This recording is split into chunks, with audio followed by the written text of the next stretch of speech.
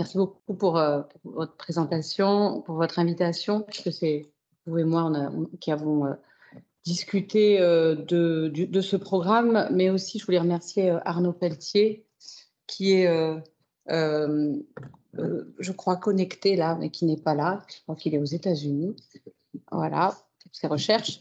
Je voulais le remercier vivement d'avoir été le premier donc, à me parler de l'invitation de cette chaire. Puis je remercie évidemment tous les membres du département de philosophie, enseignants et étudiants, donc pour cette invitation. Je suis évidemment très honorée d'inaugurer cette chaire. Alors, j'ai compris cette invitation aussi par rapport, chaire de recherche en philosophie. J'ai compris aussi dans cette invitation la dimension pratique aussi de la recherche en philosophie. Qu'est-ce que c'est que comme métier, comme pratique? Et je vais beaucoup parler de ça aujourd'hui. Je crois que c'était un peu l'esprit de cette chaire aussi, c'est ce que j'avais retenu. D'où le caractère un peu particulier de l'exercice auquel je vais me livrer. Mais à vrai dire, cet exercice, en fait, fait suite à ce que j'avais commencé ici à Bruxelles l'année dernière, au printemps dernier, à l'invitation de l'Université Saint-Louis pour une chaire également. Et c'est dans la continuité, j'ai trouvé que c'était un peu logique, qu'il y ait une unité de lieu, une unité de temps, quelque part, au lieu de s'éparpiller, de poursuivre le travail qui avait été initié à Saint-Louis. Il y a peut-être d'ailleurs des gens ici, où il y aura peut-être dans les cours demain, après-demain, etc., des gens qui ont participé à ce cycle. Donc, j'ai eu envie de faire de Bruxelles le lieu où je travaille sur cette question, en fait, de l'université. Même si, bien entendu, en réalité, c'est un chantier pour moi, bien entendu, à Bordeaux. Alors, je voulais donc remercier très chaleureusement aussi les membres du département de philosophie de l'Université Saint-Louis qui, l'année dernière, m'ont permis de lancer officiellement ces travaux. Je ne remercierai jamais assez les membres de mon laboratoire informel bordelais qui se cherchent un nom et des locaux. Le nom, là, peut-être, mais les locaux, on ne les a pas. Donc, mais on existe, on a l'état gazeux, mais on cherche à s'instituer, en quelque sorte. Donc, c'est les membres de ce laboratoire informel bordelais, je ne vais pas pouvoir tous les citer, car ils sont nombreux, mais il y a bien sûr les soignants du master soins, éthique et santé, dont je parlerai à un moment dans ma présentation, parce que ça fait partie du sujet de la manière dont je peux présenter ma pratique de chercheur et sa spécificité. Mes collègues de l'Institut de santé publique et d'épidémiologie et de développement de Bordeaux, qui ont un rôle extrêmement important dans mes recherches sur la santé publique et d'ailleurs sur le rapport avec les sciences sociales.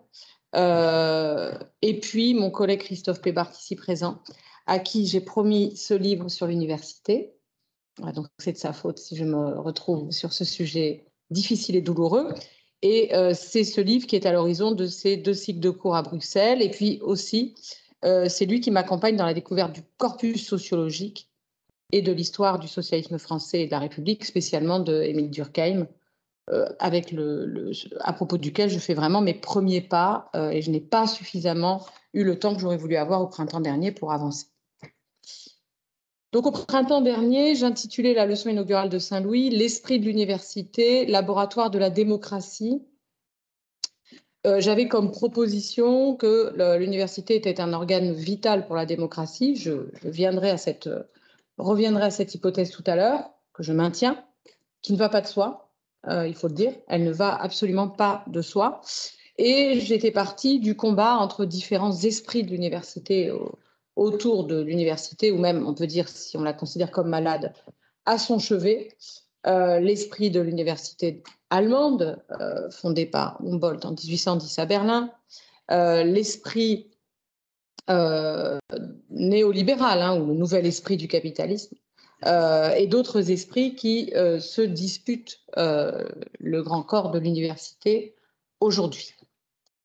Cette année, j'ai changé le titre et j'ai proposé, suite à une discussion que j'ai eue avec Christophe Pébart, que je citais tout à l'heure, refonder l'université plutôt que la sauver, car effectivement, pendant longtemps, il a été question de sauver l'université. Je ne sais pas si vous avez ce type de mouvement en Belgique, mais chez nous, c'est un nom, le nom d'un mouvement, Sauver l'université. Et cette approche un peu sotériologique là, de sauver est peut-être pas la bonne, parce que la question est de savoir à ce moment-là, qu'est-ce qu'on veut sauver? Y a-t-il encore quelque chose véritablement à sauver? Et si oui, quoi? Et là, le niveau de dysfonctionnement de l'université en France est tel qu'on en arrive à se demander si ce n'est pas peut-être plutôt le moment de carrément envisager soit l'abandon, la démission, hein, la grande démission, qui touche énormément de secteurs, soit la refondation. Donc évidemment, la question est vertigineuse. Et effectivement, elle doit faire le diagnostic, ce que je pense en tout cas, de la crise du modèle humboldtien, qui doit être réfléchi, mesuré, discuté. Oui, le néolibéralisme est bien, je reprends le titre d'un ouvrage collectif des années 2000, suite à la réforme initiée par le gouvernement français sous la présidence de Nicolas Sarkozy, hein, la réforme de la LRU, la loi sur la responsabilité et l'autonomie des universités. Le néolibéralisme est bien le cauchemar de Humboldt, c'était le titre d'un volume que vous avez peut-être vu passer, mais il n'est pas certain que la restauration de ce modèle, que le retour de Humboldt, soit la bonne voie pour résoudre la question de la fonction politique et sociale de l'université. C'est un peu cela que j'essaierai de montrer pendant ce cycle cette semaine.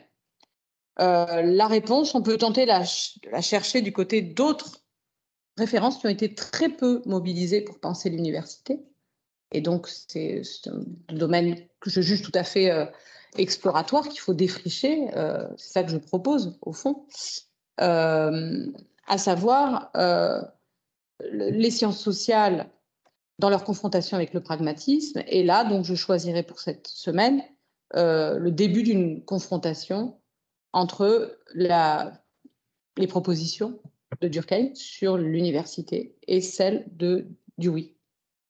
Alors, dans les deux cas, nous n'avons pas, à ma connaissance, d'ouvrage constitué très clair de l'un et de l'autre sur l'université ou de corpus de textes extrêmement clairement situés. Si on prend Durkheim, il a beaucoup écrit sur l'enseignement secondaire, qui est le point de départ.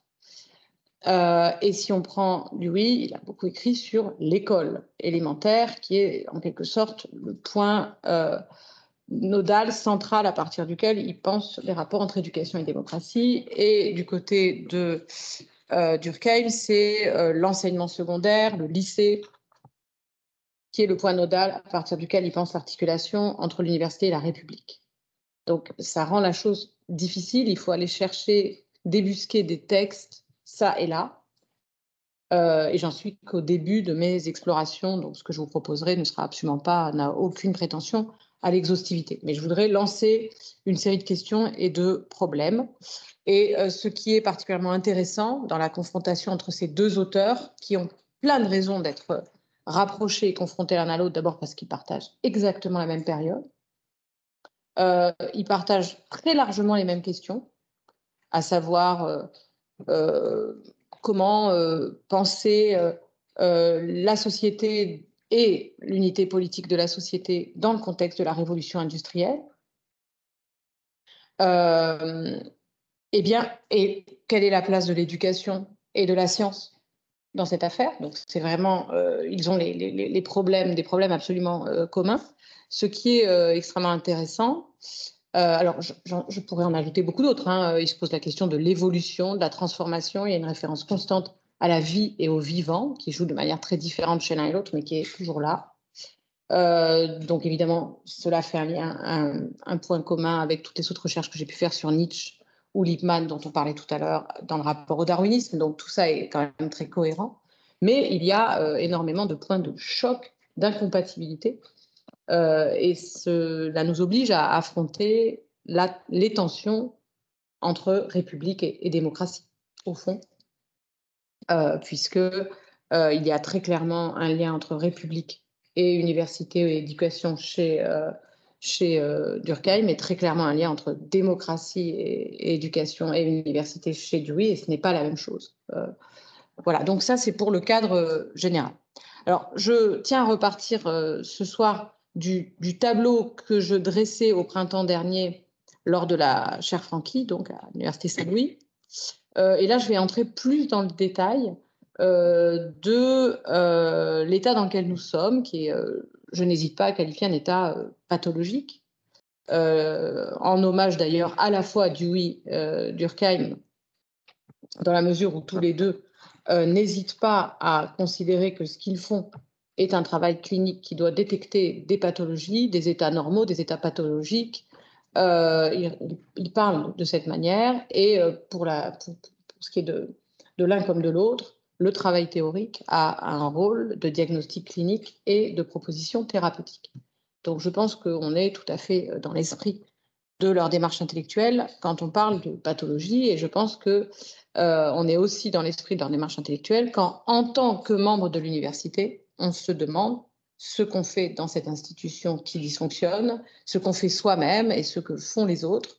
Donc c'est un exercice qui est particulièrement désagréable, puisque nous sommes dans une institution qui va mal, en tout cas en France. J'espère que ce n'est pas le cas chez vous, mais je crois savoir que ce n'est pas toujours simple non plus.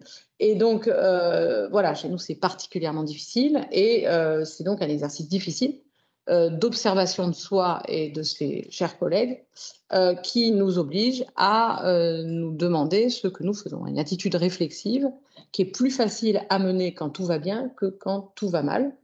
Et malheureusement, je pense que c'est nécessaire d'en passer par cette phase qui est plus qu'un préambule, qui est vraiment un diagnostic qu'il faut arriver à partager, ce qui n'est pas facile. Donc, on ne va pas arriver forcément à le partager là ce soir, mais je pense qu'il y a une tâche d'arriver à partager un diagnostic sur ce qui arrive à cette institution et sur la place que nous y jouons, le rôle que nous jouons dans cette situation. Alors,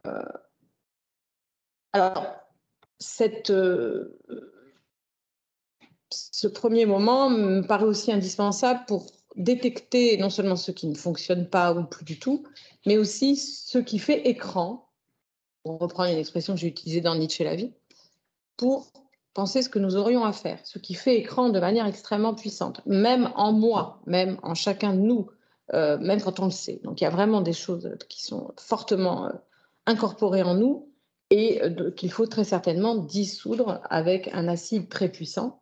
Et je pense que c'est aussi cela que je voudrais décrire au fur et à mesure pour qu'on arrive à essayer de lire, après avoir décapé un peu les choses, les propositions de Dewey et de Durkheim.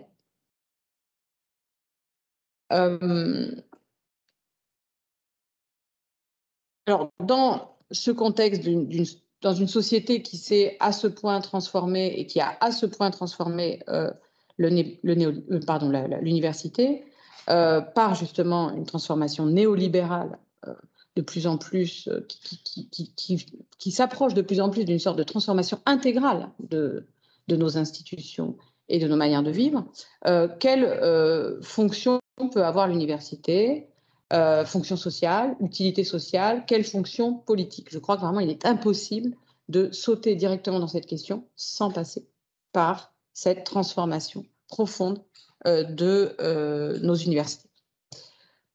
Et en particulier dans ce double contexte politique, qui est d'ailleurs éminemment paradoxal, d'une domination du néolibéralisme, d'une part, et de l'autre, d'une aggravation de la crise écologique et sanitaire. Double contexte qui est éminemment paradoxal, puisque on pourrait se dire, d'un certain point de vue, que la crise écologique, produite par la mondialisation de nos activités au-delà de la crise de la révolution industrielle, est certainement la pire objection qu'on puisse formuler contre le néolibéralisme. Au point que, aux États-Unis, beaucoup d'académiques considèrent que, avec la victoire des thèmes de l'écologie dans le champ politique, c'est bien la preuve que le néolibéralisme, c'est fini. C'est vraiment un discours qui est très, très installé aux États-Unis. la réalité est bien plus complexe puisqu'on assiste à une mutation du néolibéralisme dans et à la faveur du contexte de la crise écologique d'ailleurs, j'ajouterais, et sanitaire, puisque la crise écologique a une dimension sanitaire. Donc, on n'assiste pas du tout à ce que, en tout cas, il y a un débat qui est assez vif entre les chercheurs. On n'assiste pas du tout nécessairement à un néolibéralisme qui serait supplanté par le basculement grâce à l'écologie dans un monde d'après. Ça, c'est ce que vous avez pu voir peut-être dans vos cartes blanches. C'est ça qu'on dit, je crois. Nous, on appelle ça des tribunes en France qui ont fleuri, qui se sont multipliées au lendemain de la mise en place du confinement en mars 2020 et qui ont beaucoup occupé les chercheurs, les académiques, qui ont pris la parole. Et puis ensuite, tout s'est arrêté et on n'a plus entendu grand monde. Donc la thèse était le basculement dans la crise écologique et sanitaire nous offre sur un plateau le monde d'après et nous supplantons le virus, pour simplifier de manière un peu brutale, le virus a supplanté le néolibéralisme et la mondialisation, etc. On a vu moi j'étais particulièrement accablée par un tel niveau de naïveté, puisque je connaissais déjà cette thèse américaine de certains académiques dont je vous parlais, que je combattais. J'ai été évidemment, la suite, malheureusement, nous a donné raison. Le néolibéralisme est en train d'opérer sur lui-même une véritable mue pour montrer qu'il est le meilleur type de gouvernement pour faire face à la crise en général et à la crise écologique et sanitaire en particulier. Donc, on est dans un contexte paradoxal, puisqu'on a une tension entre cette crise écologique et sanitaire d'un côté, il ne s'agit pas de la nier, et le modèle néolibéral de l'autre. Alors, je reviendrai à cette question parce que cette crise écologique et sanitaire est évidemment inséparable d'une crise du savoir, d'une crise dans l'ordre du savoir, où la question de la légitimité des discours de savoir est évidemment posée par cette situation de crise. Et ici, le néolibéralisme, à nouveau, a des choses à nous dire extrêmement précises, extrêmement articulées sur cette question de la légitimité dans le champ du savoir. La question du savoir devient de plus en plus clairement aujourd'hui un enjeu fondamental pour ce nouveau libéralisme qui ne se borne absolument pas à la question de la concentration des richesses, mais qui est aussi un discours épistémique, un discours sur le savoir. Donc bien sûr, c'est pourquoi il faut vraiment avoir ces deux grands mouvements pour avoir une idée de la toile de fond. Alors, je ne répéterai pas du tout la même chose que ce que j'ai dit l'année dernière, au printemps dernier à l'Université Saint-Louis.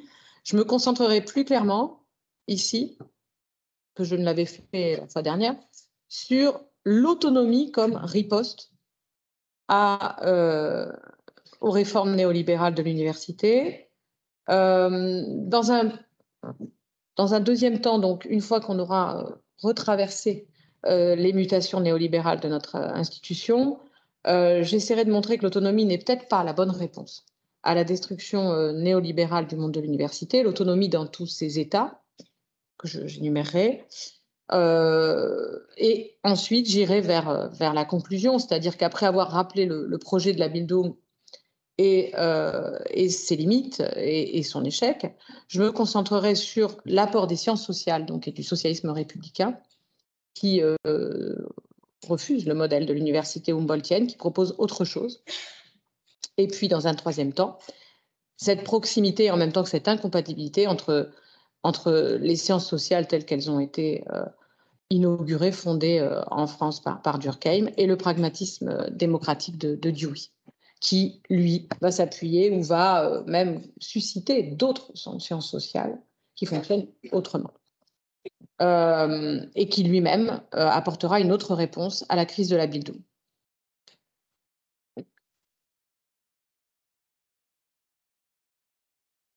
Alors, je le disais, hein, si Dewey et Durkheim sont d'accord pour défendre une fonction politique de l'université, il y a une vraie tension entre le modèle républicain de Durkheim et le modèle démocratique de Dewey.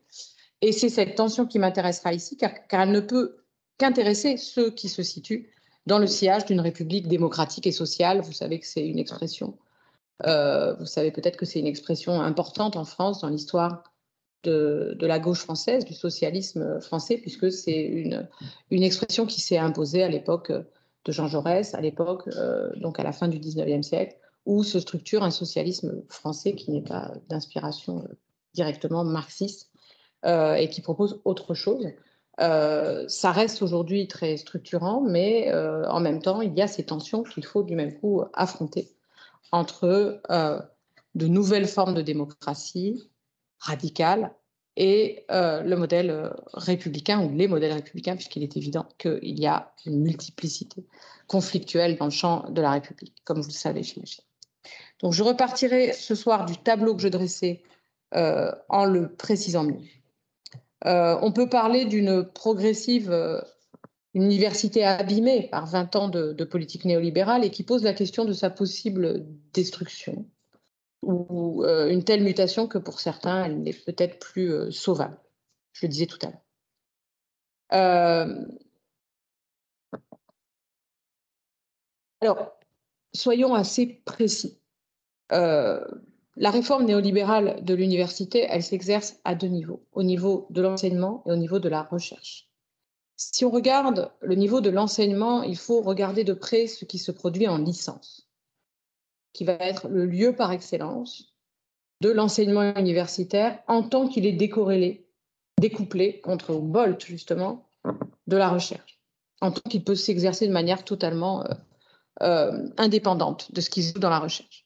Alors, au niveau de l'enseignement, les textes aujourd'hui sont clairs, les réformes vont toutes dans ce sens. Il s'agit de produire une employabilité des étudiants diplômés. Le diplôme doit produire une employabilité. Cette employabilité, ce n'est pas un terme si difficile à saisir. On en connaît l'histoire. Justement, des sociologues de l'éducation en ont fait l'histoire et des sociologues du travail aussi. Cette employabilité, elle passe par la transmission de compétences transversales. C'est comme ça que ça s'appelle dans les textes. Ces compétences transversales, elles visent très explicitement l'adaptabilité, qui est le terme qui revient dans les textes, alors qui sont évidemment, avant d'être des textes français, des textes non seulement européens, mais aussi des textes internationaux. Je renvoie aux corpus fondamentaux des textes de l'OCDE sur l'éducation. Donc, dans un monde en perpétuelle mutation, il est essentiel de produire des agents adaptables, flexibles, etc. Alors, bien sûr, c'est une machine de guerre contre la notion de métier, qui n'a strictement rien à voir avec celle de l'employabilité, et c'est clairement dirigé contre la notion de statut et plus généralement tout ce qui renvoie au passé beaucoup plus vaste des corporations et dans notre droit social au statut. Donc, c'est très clairement une dénonciation de toute forme de rigidité, à la fois celle du métier, liée à la longue histoire je le disais, des corporations, par exemple, mais ce n'est pas la seule manière dont un métier se stabilise, hein, la corporation. Les sociologues du travail connaissent ça très bien, mais aussi la contestation de la prétendue rigidité du droit du travail, avec la notion de statut. Alors, ce faisant, ce qui est intéressant, c'est que cette adaptabilité, c'est aussi une machine de guerre contre la prétendue rigidité des disciplines, c'est-à-dire des disciplines universitaires. À partir du moment où vous raisonnez en compétences transversales, les disciplines universitaires, avec leurs méthodes, ne sont plus fondamentales dans l'affaire. En fait, vous pouvez avoir une licence qui est une licence de je ne sais quel objet, mais dans laquelle il n'y a plus de discipline, où il y a en fait une multiplicité de disciplines qui n'ont plus que comme mission commune de vérifier la transmission des compétences transversales. Alors, cela correspond, ça vient de l'anglais, hein, ça vient de la langue anglaise globalisée, cela correspond aux key skills, aux compétences clés, qui elles-mêmes viennent des prétendues, je pense pouvoir le dire assez tranquillement, prétendues sciences du management, sciences de la gestion. Prétendues sciences parce que parfois on peut s'interroger sur la scientificité et la rigueur de ces énoncés qui se prétendent être des vérités et qui en réalité sont très largement idéologiques. Et donc la frontière entre science et idéologie est plus qu'absente. On a donc une mainmise d'une idéologie managériale sur notre université et sur tout ce qui relève de l'enseignement qui est extrêmement impressionnante et qui va jusque dans les textes que nous devons nous-mêmes écrire. J'ai dû moi-même, en tant qu'universitaire, écrire des plaquettes de présentation du diplôme dont j'étais responsable dans cette langue managériale. Je n'avais guère le choix. Bon, après, c'est un exercice assez fascinant de voir comment on peut utiliser la langue de l'adversaire pour faire l'inverse, mais il faut quand même savoir que la dimension toxique de la langue est quand même passée dans votre organisme d'une manière ou d'une autre. C'est-à-dire que vous ne pouvez pas être indemne de la manipulation de cette langue. On a évidemment exactement les mêmes problèmes à l'hôpital en France, qui vit exactement la même chose, toujours avec quelques années d'avance que nous, les universitaires.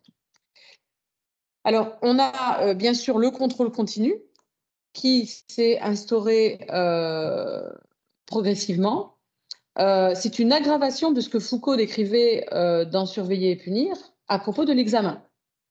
Vous avez peut-être en tête les passages de Surveiller et punir sur l'examen, qui expliquait qu'on était donc dans un milieu continu d'évaluation, mais en réalité, quand on regarde la manière dont se déroulaient les examens décrits par Foucault de manière extrêmement saisissante, en réalité, dans les examens, le rythme des examens, la manière dont ils étaient organisés, il y avait en fait de grands espaces de friche et de liberté, en réalité, qui subsistaient, puisque si vous prenez un collégien, par exemple, pendant 3 mois, un trimestre, il faisait un peu ce qu'il voulait, c'est-à-dire éventuellement n'importe quoi, et puis au bout de 3 mois, il avait rendez-vous avec ses parents et avec l'institution pour répondre de ses actes, au moment du conseil de classe. C'était la même chose pour l'étudiant qui avait un semestre pour explorer toutes sortes de possibilités et ensuite le grand rendez-vous avec l'examen. Aujourd'hui, le contrôle continu met l'étudiant dans une situation perpétuelle d'autocontrôle et d'autosurveillance, ce qui fait que moi, j'ai d'excellents étudiants qui me disent « je n'arrive plus à suivre le cours ni même à lire ce que vous me racontez qui a l'air extrêmement intéressant car je suis harcelée par les notes que nous devons coproduire avec vos collègues et vous-même. Et effectivement, nous arrivons, et notre première difficulté, c'est dans 2 mois et demi, nous repartons et nous devons avoir produit tant de notes. Et ça devient véritablement l'enjeu.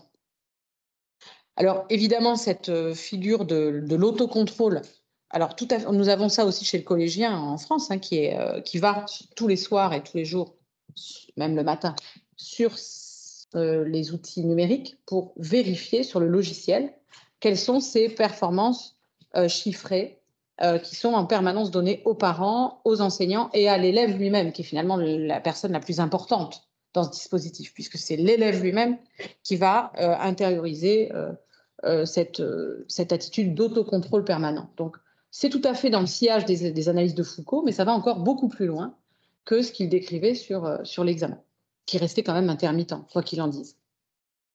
Et là, il est continu. On a une négation évidemment totale de ce que les penseurs de la Bildung théorisaient comme les libertés académiques de l'étudiant, qui est censé en avoir, ce qui fait que l'université n'est pas le lycée, n'est pas un collège, n'est pas une classe préparatoire, n'est pas une grande école, mais que c'est bien l'université, c'est notamment les libertés académiques des étudiants.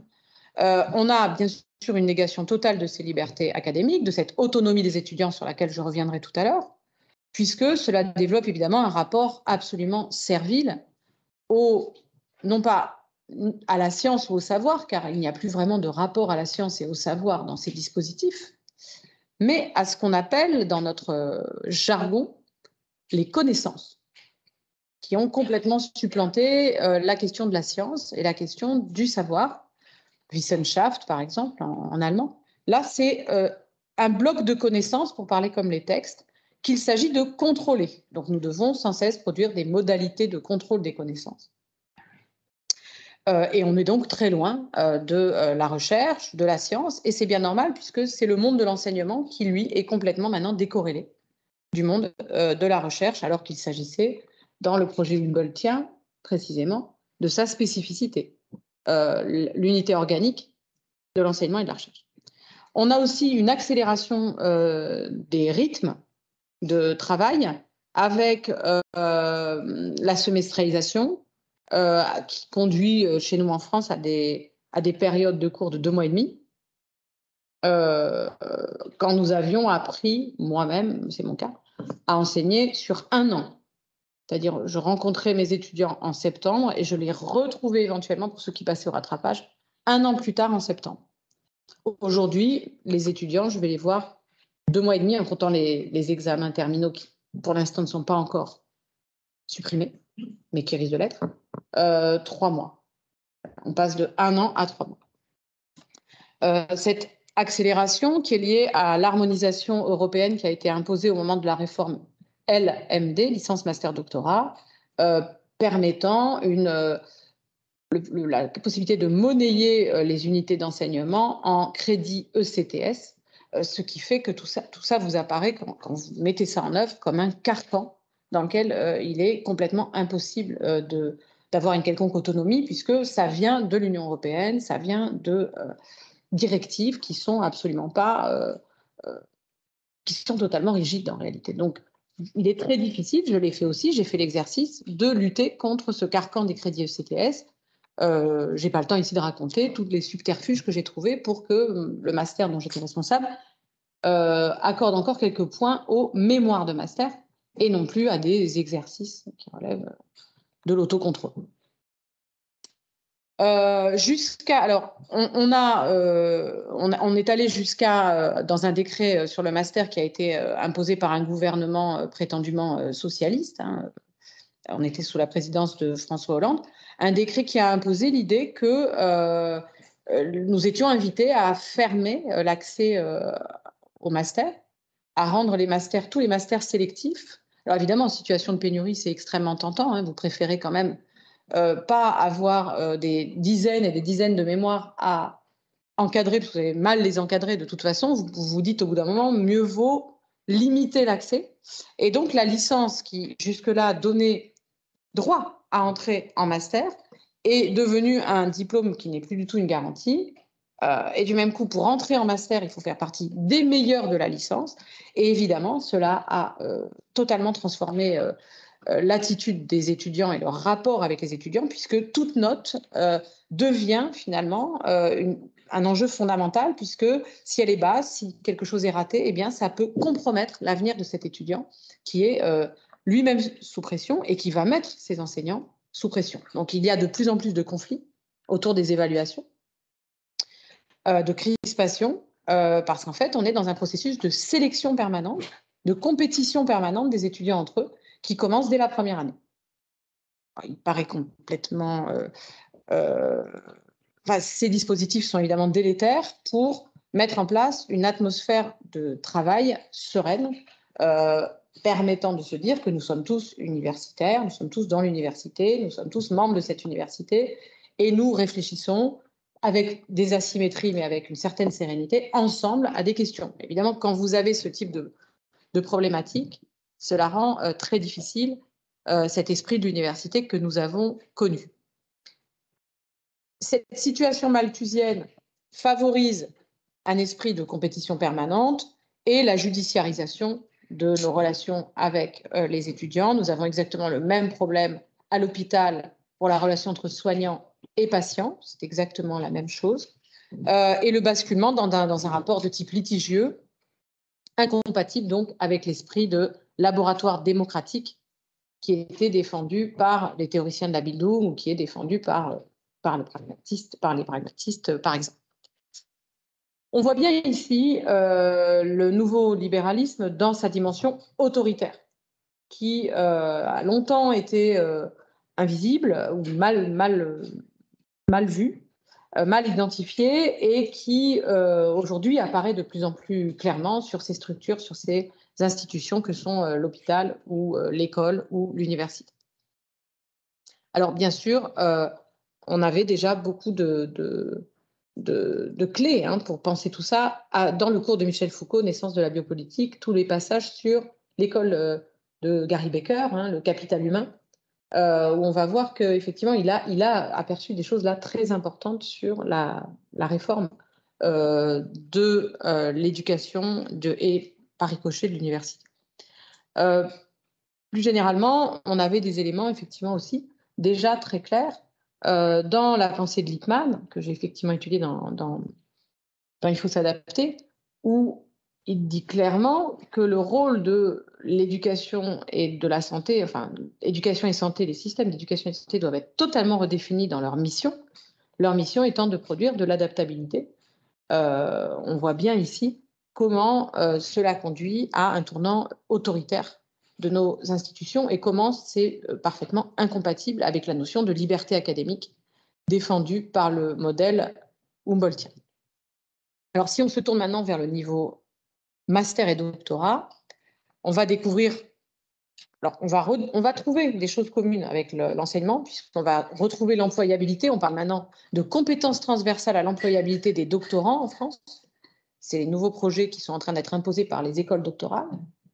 Pas toutes, je l'espère, mais en tout cas, c'est vraiment sur la table. Et puis, bien sûr, le master, qui est de moins en moins un lieu où on fait des séminaires, mais de plus en plus un lieu où on fait des cours avec l'autocontrôle et l'évaluation continue permanente dont je parlais tout à l'heure. Donc, on retrouve les éléments de la dégradation de la notion d'enseignement à l'université, évidemment au niveau du master et du doctorat. Mais on a aussi tout ce qui relève proprement de la recherche et qu'on ne voit pas en licence. Tout à fait invisible au niveau de la licence. En tout cas dans nos disciplines. Alors, pour ce qui concerne la recherche, bien sûr, l'objectif est complètement redéfini. C'est, comme vous le savez certainement, la notion d'innovation qui reconfigure la totalité du champ de la recherche. Mais je dis bien la totalité. Dire, ce n'est pas seulement les sciences de l'ingénieur ou les sciences dites dures dans leur relation aux sciences de l'ingénieur, c'est la totalité du champ de la recherche qui est reconfigurée par la notion d'innovation. Alors, bien sûr, il ne faut pas confondre l'innovation avec le nouveau, qui est une notion magnifique que nous avons chez des grands penseurs comme Bacon, au moment de la révolution des temps modernes, ou comme Dewey, qui d'ailleurs se réfère à Bacon dans son usage positif de la notion de nouveau. Dewey est un philosophe qui a beaucoup travaillé sur la tension entre l'ancien, old, et le nouveau, le new. Et il ne faut surtout pas confondre l'un et l'autre, car l'innovation, ici, c'est le nom de ce qui est valorisable sur le marché, des recherches en tant qu'elles sont valorisables sur le marché. C'est cela que veut dire l'innovation, donc on est très très loin du nouveau. Car en réalité, ces recherches valorisables sur le marché n'ont en réalité pas grand-chose de nouveau, et c'est d'ailleurs reconnu par le monde de l'innovation, puisque aujourd'hui, il n'hésite pas à revendiquer la notion d'innovation incrémentale, qui est en fait une justification du fait qu'il n'y a rien de véritablement nouveau, contre la notion d'innovation de rupture. Donc, si vous fréquentez le monde des laboratoires pharmaceutiques, de la recherche pharmaceutique, vous verrez qu'on revendique de plus en plus l'innovation incrémentale versus l'innovation de rupture, parce que on n'est pas obligé de faire du nouveau pour faire de l'innovation, on n'est pas obligé de faire du totalement nouveau ou du radicalement nouveau pour faire de la valorisation marchande. Alors là où vraiment ça devient très intéressant, c'est que ça a un impact fondamental sur les sciences humaines et sociales, dans lesquelles on met en général, et certainement à tort, la philosophie. Ces sciences humaines et sociales ont leur mission est entièrement redéfinie par rapport à l'innovation. Donc la philosophie aussi. Et on le voit aujourd'hui dans les politiques de poste, les politiques doctorales, c'est extrêmement clair sur la philosophie en France, telle qu'elle est en train de se reconfigurer. Ce domaine, cette mission nouvelle, c'est pas un domaine, c'est le sens nouveau de nos disciplines, c'est l'acceptabilité sociale de l'innovation. c'est la réflexion sur l'acceptabilité sociale de l'innovation. C'est une expression qui me fascine littéralement parce qu'elle est extrêmement intéressante. Elle signifie plein de choses. Elle signifie que oui, on est invité à réfléchir sur le caractère acceptable ou non des innovations quand on est sociologue, philosophe, etc. Par exemple, les biotechnologies par rapport à l'éthique, voilà, vous voyez tout de suite. Hein. Par exemple, qu'est-ce qu'on fait face à la crise climatique? On voit bien. Mais en réalité, ce qui est dit par cela, ce n'est pas ça. C'est l'acceptabilité sociétale, c'est l'idée que la société est un frein à l'innovation parce que la société est composée d'individus, de populations, etc., qui ont toute une série de résistances au changement, qui ont, alors c'est le thème notamment, c'est une des utilisations des thèmes des biais cognitifs. Moi, je ne tiens pas ici à décrédibiliser la notion de biais cognitif, hein, je trouve ça extrêmement intéressant dans les neurosciences, c'est pas le sujet, simplement c'est utilisé pour alimenter une anthropologie qui n'est basée sur aucun fondement en réalité scientifique et pour expliquer que nous aurions une horreur native pour le changement et que cela produirait une société qui ne peut pas accepter l'innovation, qui n'est pas immédiatement capable de l'accepter. Et il faudrait donc réfléchir à la manière de produire cette acceptabilité. Voilà. Donc on a ici véritablement un programme, à nouveau totalement idéologique, hein, qui nous est imposé et qui produit une sorte de mise sous tutelle des sciences, de toutes les sciences, y compris les nôtres, y compris celles dans lesquelles nous plaçons parfois notre discipline.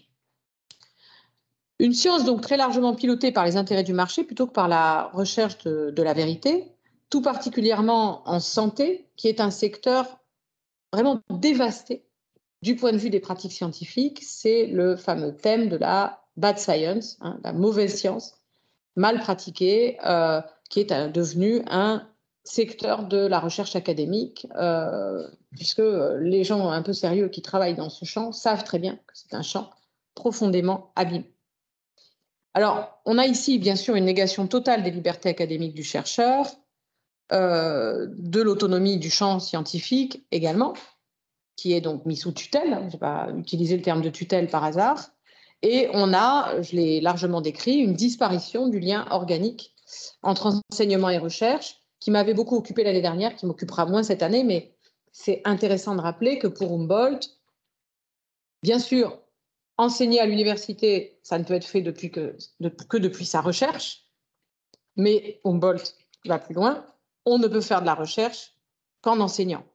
Et ça, c'est vraiment une thèse radicale, intéressante, et on avait vu l'année dernière pourquoi c'était une thèse forte, et pourquoi, pour les théoriciens de la Bildung, la science avait besoin de s'enseigner pour être science, et pour être science de la science, pour être dans une attitude de réflexivité que ne connaissaient pas ce qu'on appelait à l'époque les académies, qui avaient tendance à s'enfermer en fait dans l'hyperspécialisation et qui, n'ayant jamais d'étudiants devant elles, ne se posaient pas la question de la science et puis de l'unité des sciences, question qu'on est obligé de se poser quand on institue une université.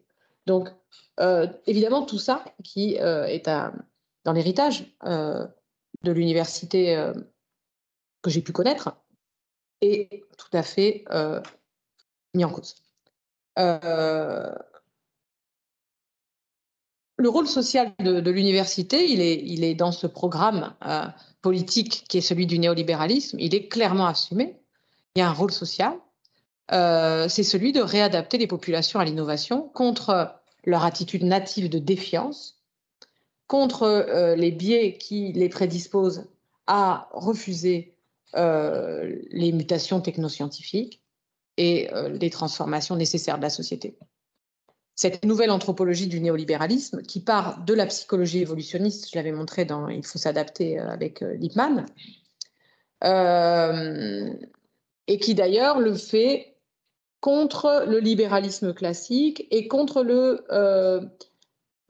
contre la théorie néoclassique en économie, qui s'est donné un homo economicus rationnel les nouveaux libéraux autoritaires vont dire de manière très forte, ce sera un argument très fort qu'ils auront, que tout ça, ce sont des fictions d'économistes. Il n'y a pas d'homo economicus rationnel qui calcule parfaitement ses coûts et ses bénéfices sur le marché. Nous ne sommes pas équipés pour le marché, nous sommes mal faits, mal équipés.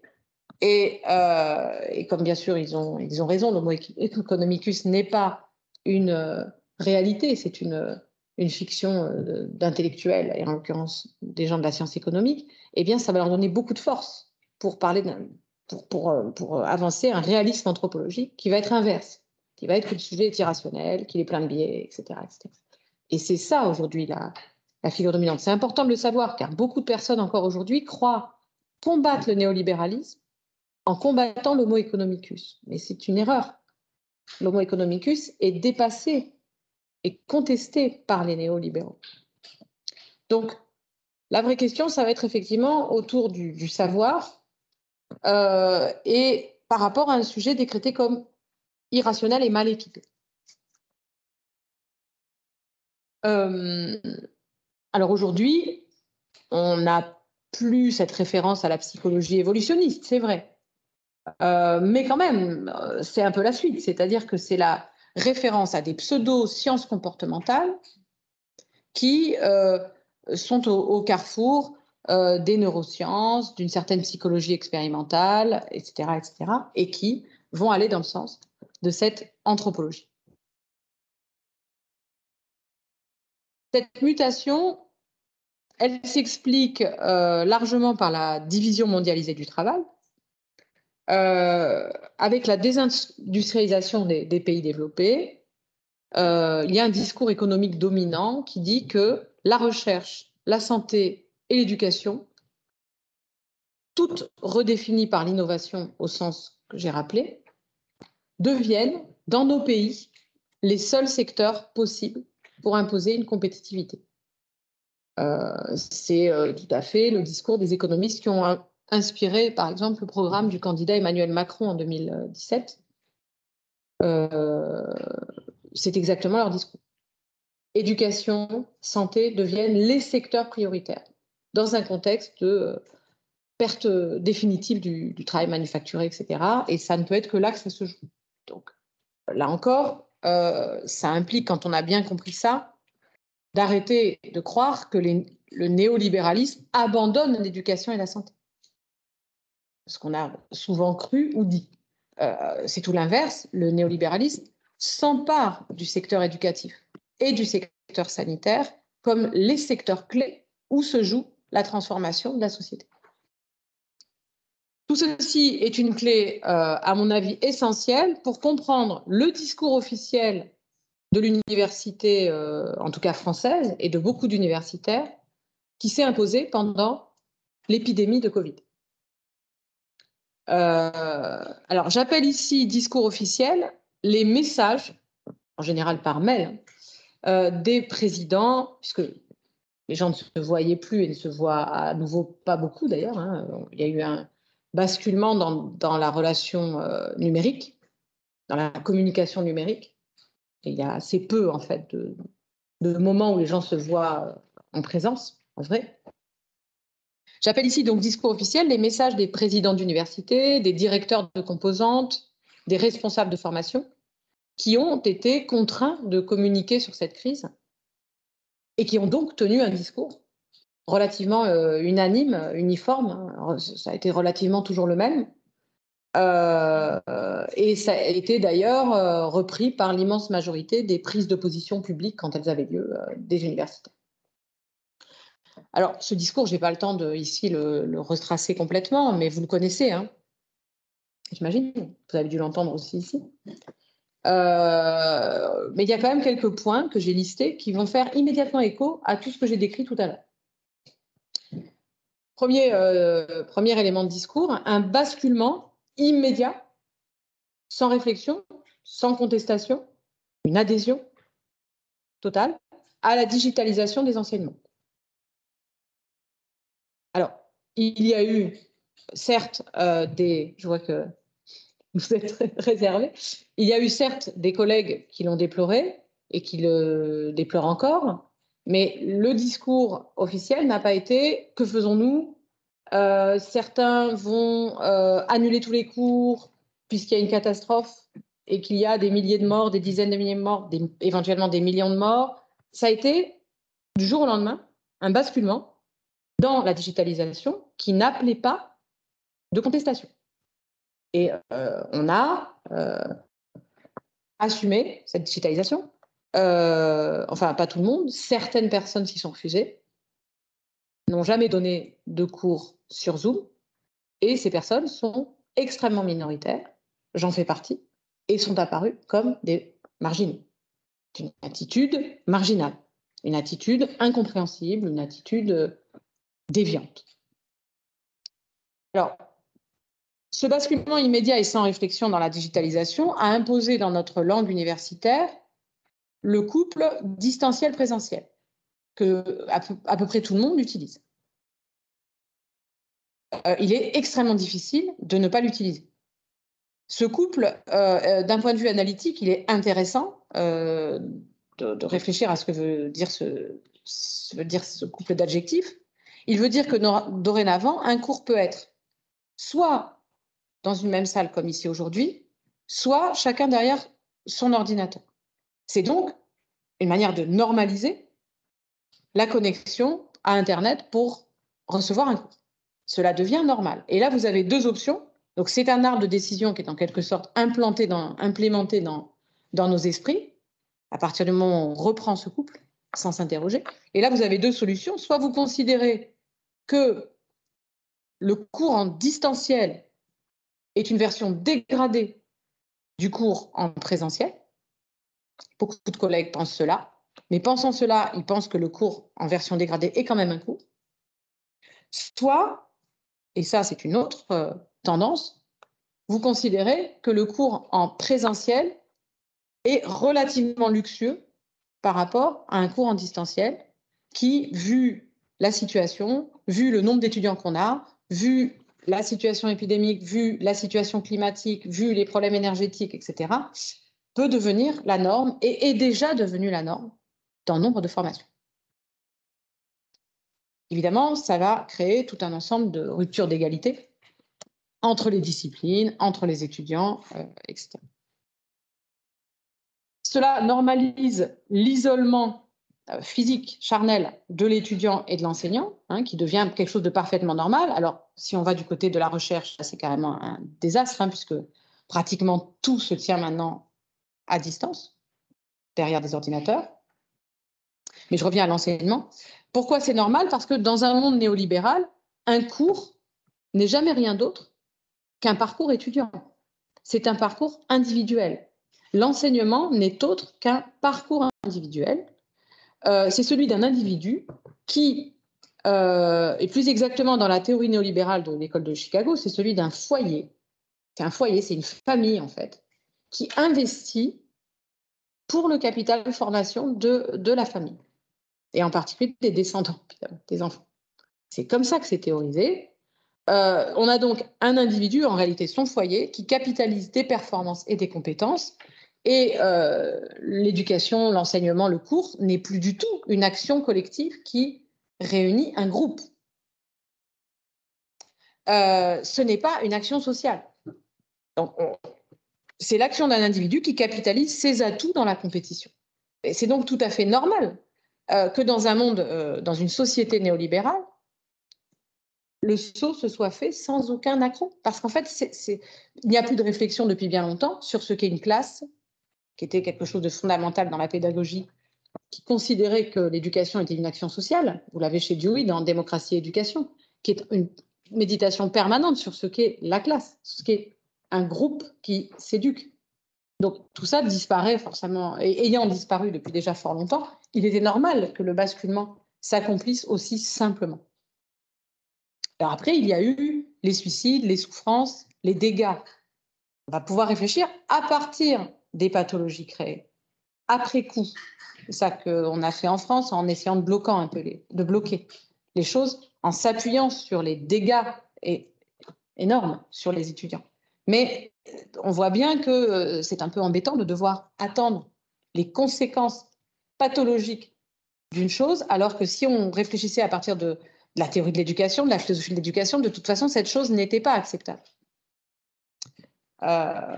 Et invoquer la situation de catastrophe de type sanitaire ou nucléaire, c'est un mauvais argument, puisque si vous avez une catastrophe nucléaire ou une catastrophe sanitaire, vous ne demandez pas aux gens d'aller en cours et de suivre des examens et de réviser des examens, vous leur demandez de se mettre à l'abri et de s'occuper de leur survie. On ne peut pas dire à la fois qu'on est en situation de catastrophe telle que tout doit s'arrêter et dire en même temps, vous devez tout continuer comme d'habitude. Il faut choisir, c'est l'un ou l'autre. Donc, ce double discours a été rendu possible parce qu'on est déjà configuré pour penser que l'enseignement, c'est un parcours individuel d'étudiant. Le maintien à tout prix de l'évaluation, qui s'est produit dans nos institutions en France, a révélé le potentiel, évidemment, de maltraitance et d'arbitraire des évaluateurs. Chez nous, on a évalué des étudiants qu'on ne voyait même pas. On ne savait même pas qui était derrière l'écran. Bien sûr, ces examens n'avaient strictement aucune valeur, aucun sens. Il n'y avait même pas la production de la preuve de l'identité de la personne. On a donné, quand je dis on, c'est pas moi, hein, je ne l'ai jamais fait, mais j'ai vu autour de moi, les notes ont été données, des notes totalement arbitraires, qui ressemblaient à rien, qui ne sanctionnaient rien. On a mis en scène des examens, la validation de diplômes, l'essentiel étant de continuer à évaluer. Il n'a jamais été question de suspendre les évaluations. Jamais. Il faut continuer à évaluer. Même si ça n'a aucune objectivité, aucune valeur, même si ça met les étudiants dans une situation impossible, puisque, comme vous le savez, en France, en tout cas, nous avions des problèmes d'accès à l'alimentation, des problèmes vraiment extrêmement sérieux de santé publique, très inquiétants, des problèmes psychiques, des problèmes de suicide. Mais on a continué comme si de rien n'était. Ça révèle quelque chose sur l'esprit de l'université aujourd'hui, qui est essentiellement une machine à produire des notes, ce que je disais au début. C'est donc tout à fait normal que les choses aient continué, parce que mettre en cause la production permanente de notes, c'est mettre en cause l'université elle-même. J'étais donc assez peu étonnée, tout en étant bien sûr très sidérée de la rapidité avec laquelle tout le monde bascule. Alors, il y a eu les fameux plans de continuité des activités, que vous avez peut-être eu dans votre pays, je ne sais pas, mais nous les avons eu, nous.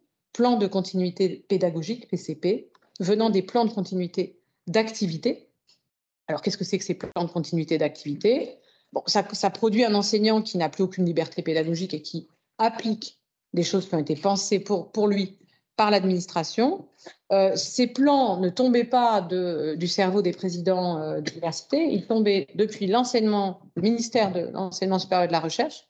Ils étaient configurés au ministère et ces plans étaient eux-mêmes inspirés des plans produits dans le contexte de la pandémie par le ministère de la Défense et par les grandes entreprises. Alors, qu'est-ce que c'est que ces plans?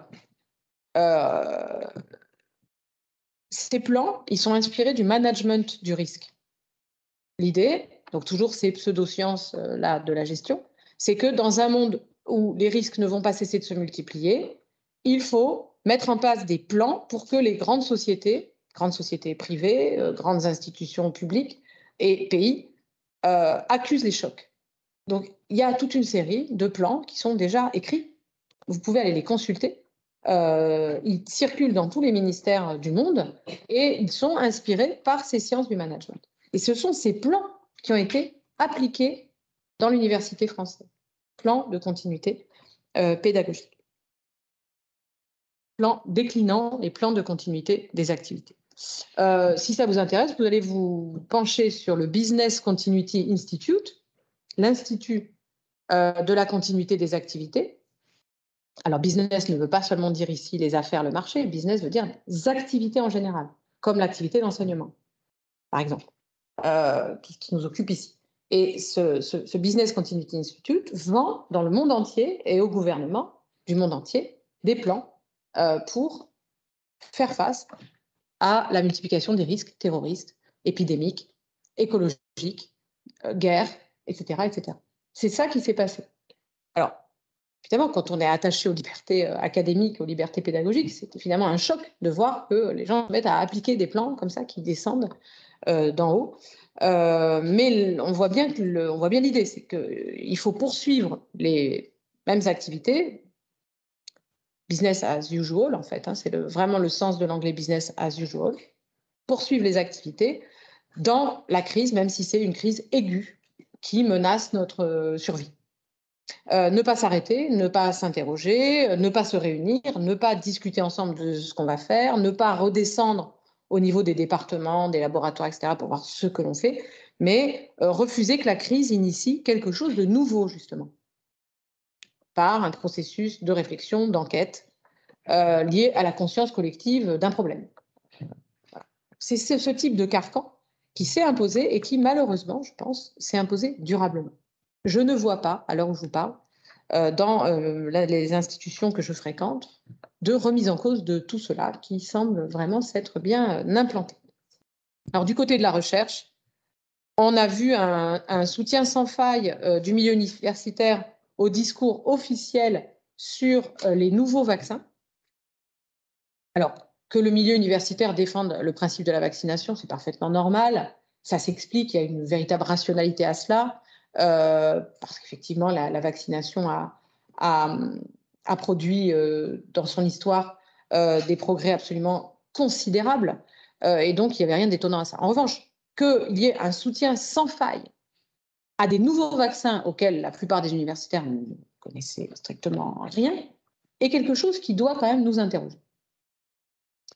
Et on a donc vu des collègues universitaires relayer des messages aux étudiants, par exemple, leur demandant de se vacciner, alors que le même collègue était spécialiste de littérature germanique ou de je ne sais pas quoi, de mécanique des fluides, enfin, n'avait strictement aucun moyen de argumenter d'un point de vue épidémiologique sa position, qui par ailleurs était au niveau international discutée, puisque nombre d'experts dans le monde entier se sont écharpés sur la question de savoir si ces vaccins étaient recommandés pour les jeunes. Par exemple, les experts britanniques ont toujours refusé qu'on administre ces nouveaux vaccins aux jeunes, parce qu'ils pensaient que la balance bénéfice-risque n'était pas favorable.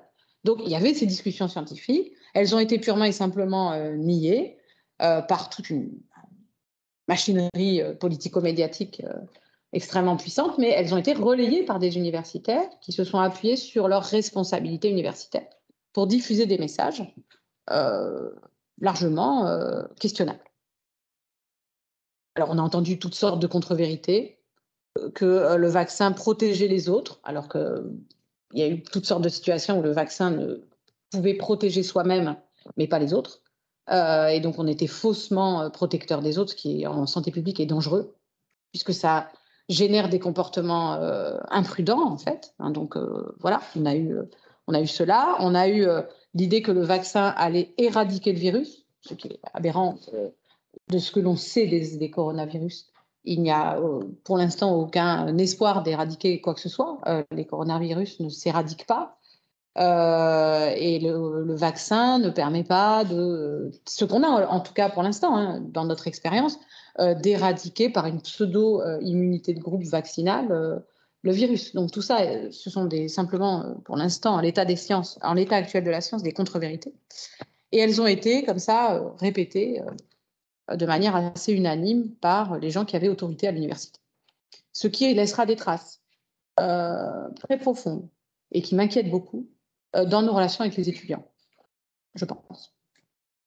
Alors, il faudra... donc ça, c'était le deuxième point. On a vu aussi une sorte de naturalisation des questions sur l'innovation avec le discours politico-médiatique sur les biais cognitifs, avec cette idée l'université est là pour combattre cette peur du changement qui nous fait prendre du retard, dans l'adaptation, dans la lutte contre le virus, etc. On a eu bon, j'ai pas le temps là de vous en parler, mais je pourrais vous raconter mes expériences à la faculté de médecine. C'est assez édifiant. On a eu une absence totale de cette fameuse dispute tant vanté d'habitude par les universitaires qui aiment rendre hommage à la disputatio de l'université médiévale, et qui est importante, c'est vrai, pour tout ce qui n'est pas... la vie universitaire, elle est aussi faite de cela, c'est-à-dire cette capacité pour tout ce qui n'est pas clairement déterminé, à discuter ensemble de manière respectueuse sur tout ce qui n'est pas encore clairement fixé dans l'ordre du savoir. Ça n'a tout simplement plus été possible.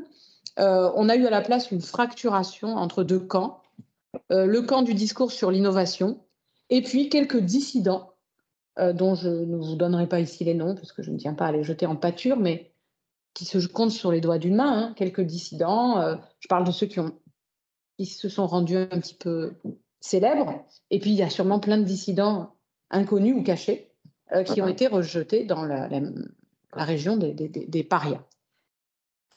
Alors, donc, soit des gens ultra minoritaires, jetés à la vindicte populaire, à la vindicte du corps intellectuel plutôt, soit réduits au silence parce qu'il était devenu extrêmement dangereux de prononcer quelque interrogation que ce soit sur ces sujets. Alors, on est arrivé à une situation ahurissante, hein, c'est-à-dire l'appel à une mise sous contrôle des universitaires dissidents par les universitaires eux-mêmes. On a eu des tribunes appelant à vraiment une mise à pied, une reprise du contrôle, appelant à la censure, à la délation, et avec effectivement une multiplication des mises à pied et des pratiques de diffamation en tout genre. Ce qui est intéressant, c'est que c'est vraiment... ce qui est frappant, c'est quand ça devient le discours d'universitaires et d'universitaires en vue, véritablement qui ont des fortes positions de pouvoir dans l'université en France. L'appel, par exemple, au niveau du CNRS, à un contrôle des recherches par une autorité. Donc, on est dans la négation totale de, normalement, l'attitude normale hein, de confiance, a priori, dans nos collègues, dans leur liberté académique. Ça en est, semble-t-il, fini avec ce. Alors, comme l'hôpital, l'université sort, je pense, complètement discréditée de cette période Covid, dont d'ailleurs nous ne sommes pas sortis, puisque pour ce qui vous concerne, j'imagine c'est pareil, en France en tout cas, il y a une reprise des contaminations qui est extrêmement impressionnante en ce moment. Donc, elle sort complètement discréditée de cette période, y compris aux yeux de beaucoup d'étudiants et du public. Moi, il m'arrive tout le temps que les gens me demandent, mais enfin, pourquoi l'université n'a rien dit, n'a rien fait Enfin, il y a vraiment une colère qu'il faut entendre, qui est réelle. Et pour moi, cette période constitue une sorte de paroxysme des 2 décennies de réformes néolibérales. Je combats donc totalement le récit qui s'est imposé selon lequel on aurait eu un retour à l'État-providence et on aurait eu une parenthèse dans le néolibéralisme. Alors, il y a 2 récits. Hein, soit on basculerait dans le monde d'après grâce au virus, grâce à la crise écologique. Bon, je crois qu'il y a plus grand monde qui y croit encore 2 ans après. Soit, bientôt 3 ans après, soit on a un autre récit qui dit oui, bon, ça aurait été quand même une parenthèse enchantée où on s'est occupé du bien commun, du bien collectif, voilà, une approche sociale des choses avec un État-providence. Si on regarde la manière dont ça s'est passé à l'hôpital, à l'université et la manière dont l'argent a été dilapidé par le gouvernement français, en allant systématiquement vers les plus riches et en mettant ceux qui étaient le plus fragilisés, brutalisés par cette crise dans des situations absolument insoutenables, bien sûr que non. En réalité, ce qui s'est mis en place, c'est une digitalisation forcée de la société. On a vu le lien avec le néolibéralisme, une caporalisation des milieux de savoir, la confirmation de ce pseudo-discours scientifique sur le fait que la population est naturellement défiante vis-à-vis du savoir et vis-à-vis du progrès. Bref, on a perdu sur toute la ligne, me semble-t-il. Et donc, ce n'est pas du tout un bon diagnostic que de nous raconter que cette période Covid aura été un moment de retour de préoccupations de type État-providence ou voire de préoccupations sociales ou socialistes. Alors, ce que je crois, c'est que si rien ne se passe dans l'université sur cette période, et je ne vois rien se passer, à vrai dire, pour l'instant, hein, s'il n'y a pas un réveil sur diagnostic, une analyse critique de tout cela, eh bien, tout cela devrait se poursuivre dans le contexte de la crise écologique, qui est le contexte plus vaste de cette crise sanitaire, qui n'est qu'un épisode de cette crise écologique. Je vais vous donner l'exemple de l'Université de Strasbourg, qui, vous ne l'avez peut-être pas entendu, mais utilise aujourd'hui la crise, le président de l'Université de Strasbourg utilise aujourd'hui la crise énergétique pour imposer la reprise des cours en ligne. On voit bien, hein, là aussi c'est normal, c'est logique. Enfin, dans un monde qui fonctionne de cette manière, son raisonnement est parfaitement normal. En réalité, nous n'avons plus de finances pour payer les augmentations de chauffage qui sont multipliées par 3, enfin qui mettent totalement en danger les budgets des universités. Et donc, il est parfaitement logique de demander aux gens de rester chez eux. C'est tout à fait logique. Ça impose donc les frais de chauffage aux étudiants. C'est ça qu'il faut quand même comprendre. C'est-à-dire que dans ce type de raisonnement, c'est l'individu lui-même qui devient celui qui porte les frais. Étudiants qui sont traités, comme dans tous les services publics détruits progressivement par le néolibéralisme, comme des usagers trop coûteux pour le système. Comme du stock qui est en fait une sorte de mauvaise graisse toujours trop coûteuse pour le système. Exactement comme quand vous prenez des trains aujourd'hui dans les sociétés de transport ferroviaire détruites par le néolibéralisme. Vous êtes du stock en trop, hein, donc vous attendez sur les quais, vous attendez partout, vous courez d'un quai à l'autre. Je viens de le vivre là en Allemagne. Je croyais que c'était le pays de l'ordre et de la bonne organisation, mais pas du tout. C'est un pays où on a défait ses services publics et c'est devenu complètement normal hein, d'être en permanence annulé, reprogrammé, d'être traité de cette manière, en fait, comme un supplément superfétatoire trop coûteux pour le système.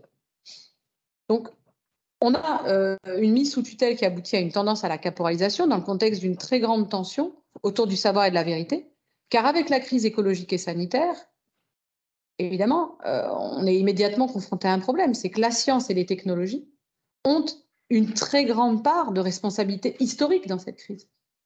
Ce qu'on oublie quand même de dire systématiquement dans ce discours ambiant, à savoir que les sciences physiques, les sciences chimiques, les sciences biologiques et le travail qu'elles ont mené avec, à bien des égards, absolument extraordinaire, hein, l'invention du train, l'invention des médicaments, des antibiotiques, etc. Mais ces industries, et dans leur alliance avec les sciences, ces technosciences sont évidemment un rôle absolument central dans cette situation.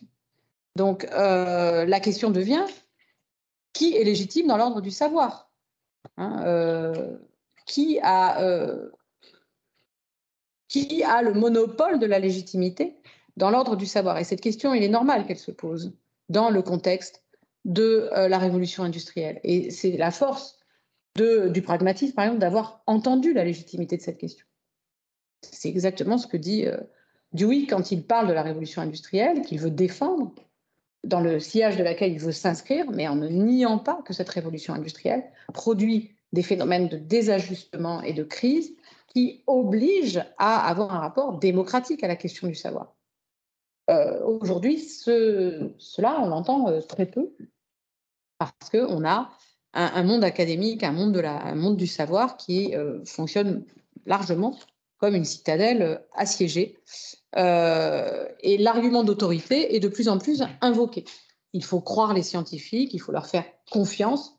Le mot de confiance, c'est l'envers du mot de défiance que vous entendez en permanence. En tout cas, on entend en permanence en France. Il ne faut pas céder à la défiance. Tous ces termes renvoyant, je rappelle quand même, au régime, d'une manière ou d'une autre, de la foi. Fides. Alors que l'argument d'autorité est normalement, par principe, invalide pour la science. Depuis l'âge classique, depuis la révolution de l'âge classique, la révolution scientifique de l'âge classique. A fortiori dans un contexte où la science et l'innovation technologique technologiques ont largement contribué à la crise environnementale et où elles doivent répondre de leur propre histoire. C'est la question de l'histoire des médicaments et de l'histoire des vaccins.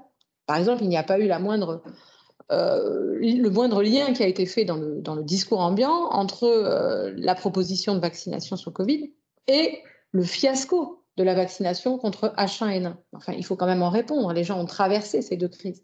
Il est nécessaire de répondre à ce qui s'est produit au moment d'H1N1 et de ne pas faire comme si ça ne s'était pas produit. Donc, on a une histoire lourde autour de tout cela et il n'y a pas de discussion collective possible autour de ces questions autrement qu'en s'enferrant dans ce discours idéologique que j'ai rappelé. Le point commun de tout ça, ça conduit à une complète mise sous tutelle de l'université, aux besoins de la compétition économique mondialisée, qui est systématiquement confondue avec la compétition scientifique qui est censée produire par l'émulation de la coopération.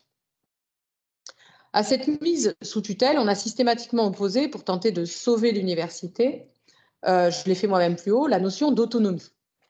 Et je l'ai fait sans cesse depuis tout à l'heure.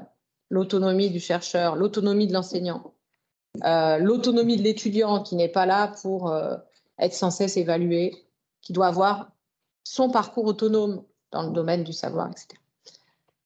Or, ce sont ces deux gestes que je voudrais ici contester.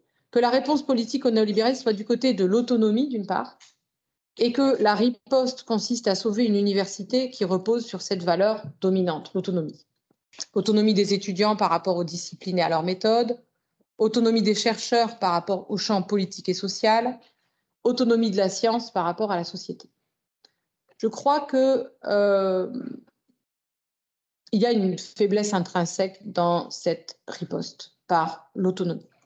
Si on prend l'autonomie de l'étudiant, ça aboutit bien souvent à légitimer l'idée d'un portefeuille de compétences, l'idée d'un parcours individualisé, un parcours différencié. Et aujourd'hui, ça rétroagit sur notre lycée en France, dans lequel il n'y a plus de classes, il n'y a plus de groupes de classe qui ont été si importants pour penser la pédagogie, je le disais tout à l'heure, comme action sociale, mais dans lequel vous avez des individus qui sont pris dans un bloc qu'on appelle -3+3, donc les 3 dernières années avant le bac, les 3 années d'après, après le bac, c'est seconde, première, terminale, première année de licence, deuxième année de licence, troisième année de licence, c'est censé être le même bloc. Et là, on a des parcours individualisés. On a la même chose chez les patients. On a des parcours individualisés patients dans les hôpitaux, avec des plateformes pour gérer les parcours. C'est exactement la même chose. Et bien sûr, le baccalauréat n'a plus strictement aucun sens ni aucune importance. Il y a une gare de triage qui est Parcoursup, qui est un système algorithmique pour trier ces parcours individuels et les envoyer au bon endroit, entre guillemets. Là, on est complètement dans le discours sur l'autonomie. On est au service de la singularité de chacun. Vous pouvez avoir envie de faire des mathématiques, du portugais et de la musique. Très bien. C'est le sens de la réforme du lycée, au gouvernement Macron, conduite par Jean-Michel Blanquer. L'idée, c'est la construction de son identité. Une accumulation de connaissances et de compétences, c'est toujours l'image du bloc, mais il n'y a aucun rapport à ce qu'est la science, à ce que la science, au fait que la science implique un ensemble de disciplines ayant des méthodes propres dans lesquelles on doit entrer, que l'on doit s'incorporer. Et pas plus, et encore moins, une science de la science, une épistémologie, une réflexion critique sur ce qu'est le savoir n'est ici possible, puisque de toute façon, on ne partage plus le même savoir. On accumule des connaissances. Donc, on se retrouve dans la situation aggravée par rapport aux théories de la Bildung, où on n'est plus dans la dispersion, on est dans l'atomisation dont nous parlaient les théoriciens de la Bildung. Là, on est clairement dans le fait que le savoir, il n'y a plus de savoir. Il y a une multiplicité d'atomes de connaissances, ou réputées telles. Si on regarde les masters aujourd'hui qui fleurissent dans notre pays, beaucoup d'entre eux, pas tous bien sûr, mais beaucoup d'entre eux n'ont plus aucune assise disciplinaire. Ils portent sur des questions urgentes de société, des objets sociétaux précisément. L'écologie, la santé, les médias, le genre. Mais on est bien incapable de dire de quelle discipline ils valident. en fait. Vous sortez de ce master, vous ne maîtrisez en réalité aucune discipline. Vous n'êtes ni philosophe, ni sociologue, ni linguiste, ni historien. Vous êtes quelqu'un qui a fait un master à la fac sur les questions écologiques ou de genre. On voit bien comment ce discours sur l'autonomie est extrêmement dangereux pour ce qui nous occupe à l'université, à savoir le savoir et la science. Autre exemple intéressant, le référentiel de formation des infirmiers en France. Il s'agit de produire des infirmiers, donc en l'occurrence des infirmières, parce qu'il y a toute une histoire justement par rapport à la féminisation, à la féminité de la profession. Il s'agit de produire des infirmières dorénavant autonomes. Et donc, on a détruit toute l'école d'infirmières, les écoles d'infirmières, et on a universitarisé leurs études pour qu'elles cochent un référentiel de formation dans lequel vous retrouvez les compétences transversales dont je vous parlais tout à l'heure.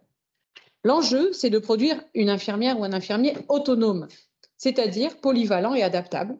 C'est clair, c'est posé ainsi. Soit il est polyvalent et adaptable dans une vision d'employabilité, et c'est ça qu'on va valider. Je connais bien le sujet parce que j'ai encadré beaucoup de mémoires d'infirmiers qui sont formateurs en institut infirmier et qui sont extrêmement inquiets de cette dérive, qui tout simplement conduit à détruire la clinique infirmière.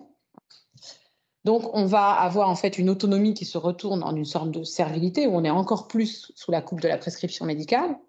Soit vous avez deux profils d'infirmiers autonomes, soit celui qui est adaptable, soit celui qui est leader.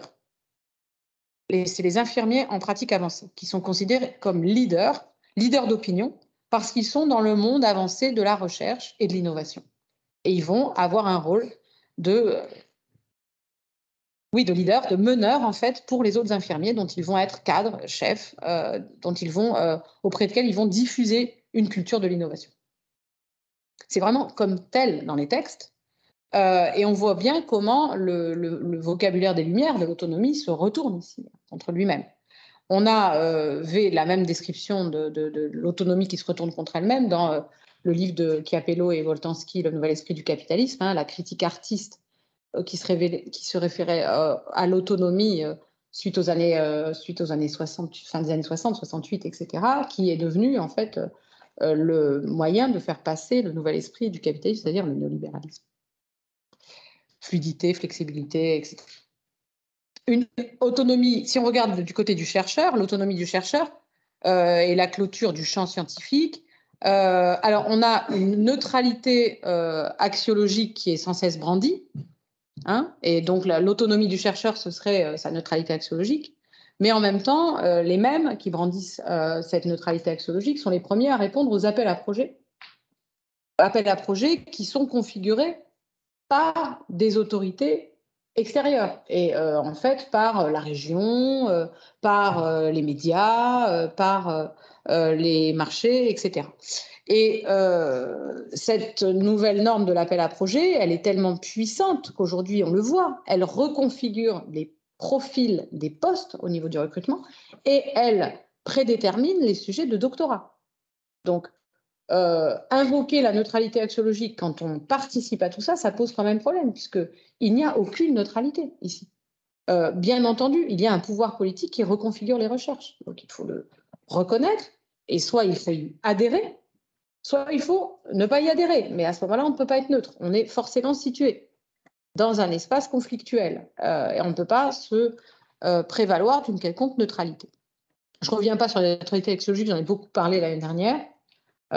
Sur l'histoire de cette fausse notion. On est donc, quand on invoque l'autonomie, c'est-à-dire la neutralité, on est en fait dans la négation complète des libertés académiques, des étudiants et aussi des chercheurs maintenant, et ce retournement pernicieux dont je parlais tout à l'heure. Alors, ce que je voudrais montrer dans le cadre de ce cycle d'enseignement, c'est que cette défense de l'université échoue parce qu'elle est doublement enferrée dans cette notion d'autonomie, qui, en fait, repose sur la figure d'un sujet individuel qui pourrait imposer sa volonté au système. Au fond, tout repose sur des individus autonomes dont il faudrait protéger l'autonomie. Et on est vraiment on reste complètement pris dans la fiction du sujet, d'une part. Et d'autre part, on est dans une vision atomique, libérale de la société, où chacun devrait être finalement un individu qui ne doit pas être trop gouverné par les autres. Hein. Et on le voit très bien, la manière dont, par exemple, les collègues invoquent leur liberté académique ou pédagogique pour refuser d'avoir une discussion collective sur la manière dont on organise les enseignements. Quand on essaie d'avoir une discussion collective sur la manière dont on organise les enseignements, c'est immédiatement interprété par l'immense majorité des collègues comme une atteinte à leur liberté individuelle de chercheurs.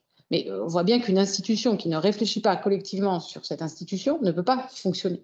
À la fin, on a une institution qui se laisse abîmer par le néolibéralisme parce que beaucoup de ces agents sont en réalité eux-mêmes imprégnés de catégories qui relèvent du néolibéralisme, sans même s'en rendre compte.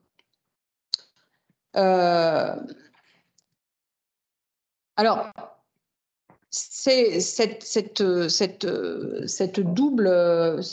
fait qu'on soit doublement enferré dans cette fiction du sujet avec sa volonté autonome et dans cette vision atomique d'un ensemble d'individus qui serait finalement l'unité à partir de laquelle il faut penser les choses, nous empêche de penser les fonctions politiques de l'université. Fonction politique que l'université devrait normalement jouer par la force des choses. Ce avec quoi il s'agit de rompre ici, c'est quand même avec une fiction dont on hérite par la philosophie moderne, d'une part, et par le libéralisme, d'autre part, les deux filiations étant d'ailleurs évidemment s'entrecroisant. Double matrice dont nous ne sommes pas vraiment émancipés intellectuellement, et qui viennent s'imposer facilement ici parce que l'attitude réflexive sur ce que nous faisons à l'université est finalement une attitude assez rare, la plupart ayant décidé de ne plus réfléchir depuis fort longtemps à ce qu'est cette institution, où elle va et ce qu'ils y font. Ce qui est bien différent si on regarde du côté des infirmiers pour l'hôpital ou du côté des enseignants de l'école élémentaire pour l'école et même du secondaire. On n'a quand même pas la même attitude selon les professions. Mais si on regarde du côté des médecins ou du côté des professeurs d'université, là, il y a vraiment un manque extrêmement criant de réflexivité. Hein. On laisse ça à la pédagogie, on laisse ça à des choses qui ne nous intéressent pas. Alors, par la force des choses, j'emploie ce terme de choses et cette idée d'une force des choses et d'une transformation fondée sur la réalité, à la fois à Durkheim, qui va mettre la notion de chose au cœur de sa réflexion, parce qu'il va mettre en exergue la notion de réalité, contre l'idéalisme de la philosophie et contre l'idéalisme d'une certaine histoire de la philosophie qui est dominante au moment où il discute avec les philosophes. Ces choses, c'est-à-dire cette réalité, les faits sociaux comme réalité, sont, on verra pourquoi, le pivot de sa fondation des sciences sociales dès les règles de la méthode sociologique. Et puis du côté de Dewey, les pragmata, qui sont aussi, qui veulent dire aussi les choses, mais dans un sens bien différent, au sens où elles nous concernent, ce qui n'est pas du tout le sens qui est celui dont nous parle Durkheim dans tous ces textes sur les choses. Il y a tellement de textes sur les choses et sur les faits, et on n'a pas du tout la même interprétation de cette notion de pragmata chez les pragmatistes. Donc ça, c'est un premier moment de confrontation entre ces deux champs intellectuels. Les pragmata qui signifient donc aussi les choses, mais dans le sens où elles nous concernent, et qui signifient donc plutôt les affaires qui nous occupent. Et les choses que l'on doit transformer par l'expérimentation. Non seulement que l'on peut transformer, mais que l'on doit transformer. C'est-à-dire une pensée qui est inséparablement une action. Et on va avoir chez Durkheim un fondement très différent, puisqu'au contraire, il va insister, quand il parlera des faits sociaux comme des choses, sur la dimension non transformable de ces choses, sur la dimension de contrainte et de pression qu'exercent sur nous ces choses. Donc on a vraiment dès le départ, dans les choses au sens où entend Durkheim, et les pragmata au sens où entendent des pragmatistes, déjà une grande différence. Mais dans les deux cas, on a une référence constante à la réalité et à la réalité sociale. C'est ça le point commun, à la réalité sociale qui doit nous forcer à penser la fonction sociale et politique de l'université. Alors, on va voir pourquoi l'un et l'autre peuvent nous permettre d'envisager, non pas de sauver l'université issue de cette histoire philosophique et libérale qui n'est autre que celle de la Bildung, qui n'a cessé de promouvoir l'autonomie des étudiants, l'autonomie des chercheurs, l'autonomie de la science contre la société. L'un et l'autre ne voudront jamais envisager de sauver l'université issue du programme de la Bildung parce qu'ils n'y croient tout simplement pas. C'est le thème donc des limites de la Bildung sur lesquelles je reviendrai demain dans la première leçon, cette fois avec le regard critique de Durkheim et Dewey, le double regard critique. Donc, je reprendrai tout ce qu'on a fait à l'université Saint-Louis. Ça a duré pareil, à peu près le même rythme au printemps dernier, mais cette fois, j'irai beaucoup plus vite parce que je pointerai les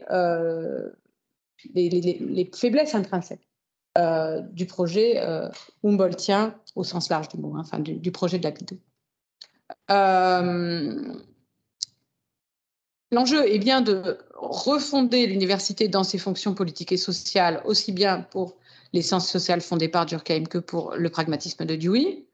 Et comme je l'ai dit, du côté de Durkheim, ce qu'il s'agit de penser, c'est pourquoi l'université est l'un des organes vitaux, pas le seul, mais l'un des organes vitaux de la République. On a donc quelques textes que j'ai commencé à étudier ça et là dans l'œuvre de Durkheim.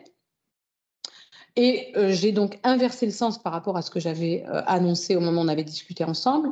Il est plus opportun que je commence par Durkheim que par Dewey, parce que honnêtement, il y aurait quelque chose d'étrange à aller jusqu'au public et ses problèmes, on est déjà dans les années 20, pour ensuite revenir à des textes qui sont à la fin du 19e siècle. Donc je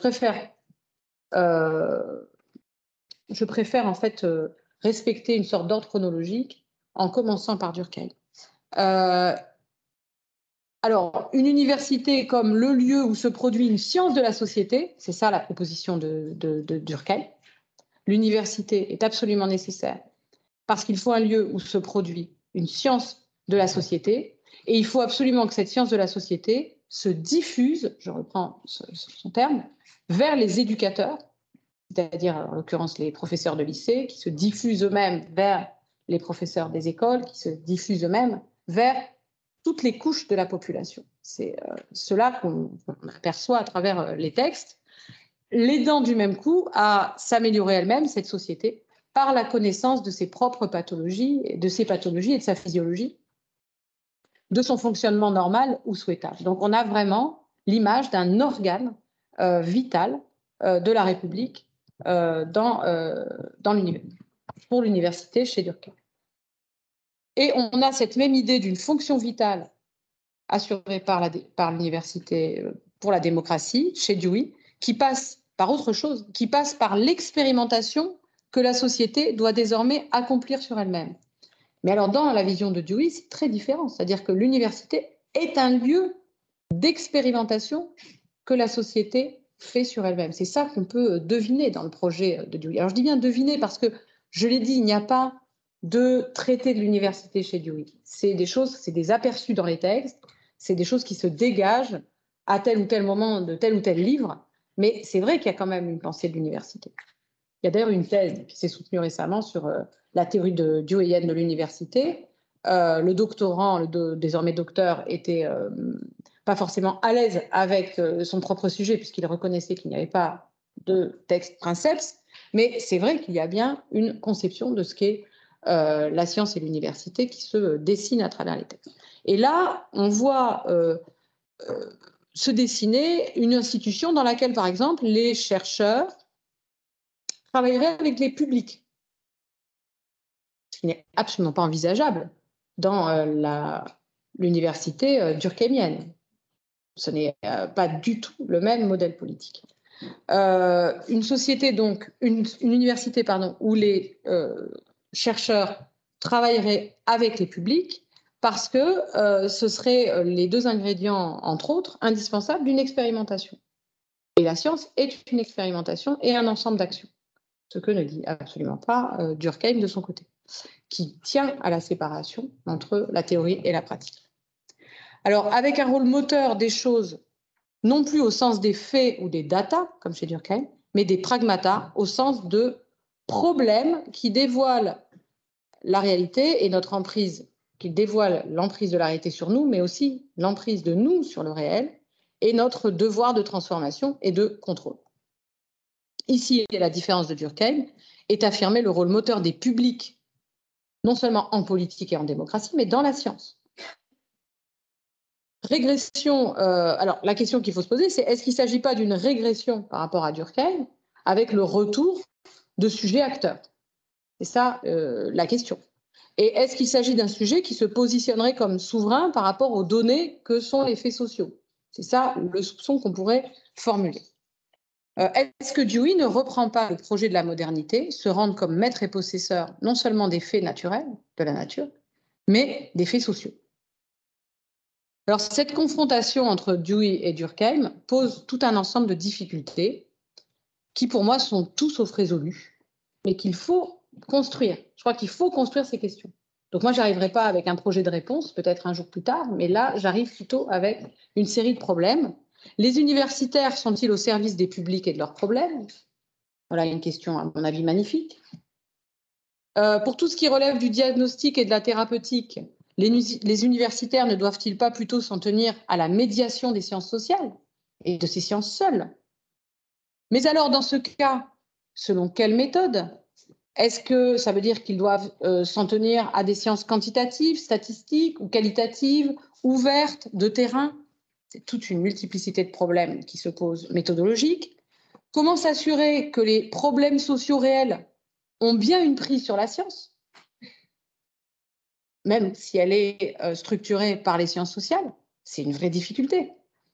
Quel est le critère qui doit guider le choix des objets ou des choses à observer? Lorsque Durkheim nous dit il s'agit d'observer les choses, de les classifier, etc.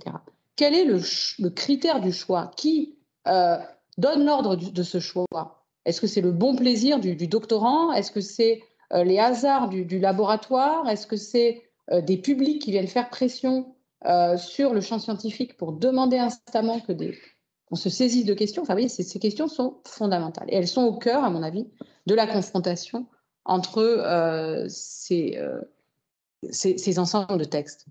Comment éviter que l'autonomie du champ scientifique et sociologique conduise à l'exclusion des publics et de leurs problèmes pour se concentrer sur les problèmes qui intéressent la classe des travailleurs intellectuels et par exemple la classe des sociologues, du fait même de leur propre classe sociale? Comment ne pas risquer de retomber dans un modèle de transmission depuis le haut, ceux qui maîtrisent la science des choses, vers le bas, les couches profondes de la population? Alors, donc je n'ai pas, à l'heure où je les pose, de réponse à ces questions. Mon ambition est beaucoup plus modeste. Elle est juste de parvenir avec vous, à l'occasion des 3 cours, de ce cycle, à mieux les formuler par la confrontation entre ces textes. 2 terrains d'expérimentation seront retenus pour moi. D'une part, l'histoire de ce master dont je vous parlais, de soins éthiques et santé de la faculté de Bordeaux, enfin de l'université de Bordeaux-Montaigne, justement dans laquelle la faculté de sociologie a joué son rôle et qui est un diplôme intéressant puisqu'on voit bien comment c'est un diplôme qui est animé par des publics qui ont des problèmes, par exemple les problèmes de l'hôpital en tant que soignant, comment ça reconfigure la recherche, comment je pratique moi-même la recherche en lien à ces questions. Et puis, en miroir, la question du rôle des patients et de leurs problèmes dans la recherche en sciences de la vie et de la santé, dont l'exemple paradigmatique que vous connaissez sûrement est la crise du sida, hein, et le fait que les sciences de la vie et de la santé aient été obligées de se reconfigurer en faisant des patients, des partenaires de la recherche et de la politique de la recherche, avec toutes les limites que ça a pu avoir, et on l'a vu au moment d'ailleurs de la crise épidémique du Covid, où tout cela a, ce qu'on appelle la démocratie sanitaire, c'est purement et simplement effondré. Mais voilà, c'est en nourrissant on approche des textes de ces expériences extrêmement concrètes, que je propose d'essayer de mieux formuler ces questions. Le problème étant de savoir si on est d'accord sur la fonction politique et sociale de l'université, le problème étant de savoir laquelle et quel rapport elle a à la République et à la démocratie, qui ne sont quand même pas exactement les mêmes concepts politiques. Voilà pour le menu de ces cours. Merci beaucoup de votre attention.